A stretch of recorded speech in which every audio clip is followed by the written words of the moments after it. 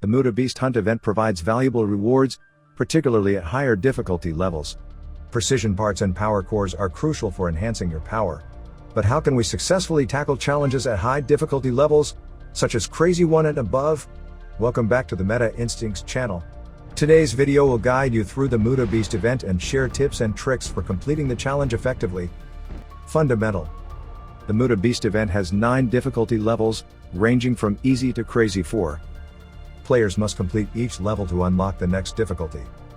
As the difficulty increases, the rewards also improve. For example, the Crazy 3 difficulty offers 60 precision parts, 20 orange fragments, 12 power cores, and 180 orange skill books. Each difficulty contains 50 levels of Titan zombie dogs, which become more challenging as the levels progress.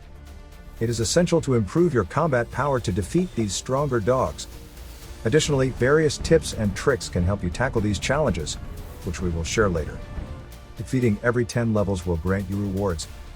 Furthermore, when enough members of an alliance complete the challenges for each difficulty, all members will receive an alliance task reward. Attacks. When you click on a zombie dog, you will see 3 buttons. The right button lets you launch a personal attack with your formation against the zombie dog.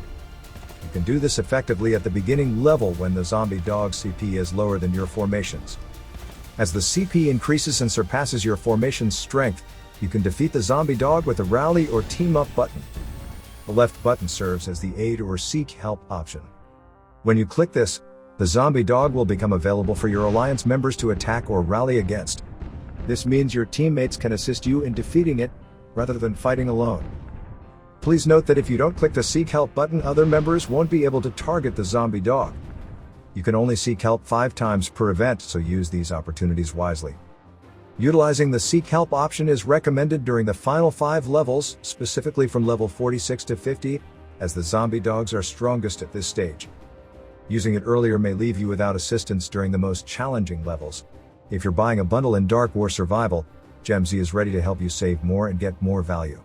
GemZ helps thousands of players save digital taxes and offers up to 15% discount on bundles. For example, UK players would pay over $125 for the same bundle, which only sells at $100 for the US players. With GemZ, it's just $87.99, saving over 30% from digital tax and discount, and you save even more as you spend. Plus, first-time users will get a $10 credit for any bundle. Inviting friends can earn you an additional $20 in in-game rewards. Take advantage of flash deals and giveaways on their Discord server. Click the link in the description and start saving today with GemZ. Tip 1: Faction Counter. The countering bonus is crucial when battling zombies because they are classified as non-faction enemies.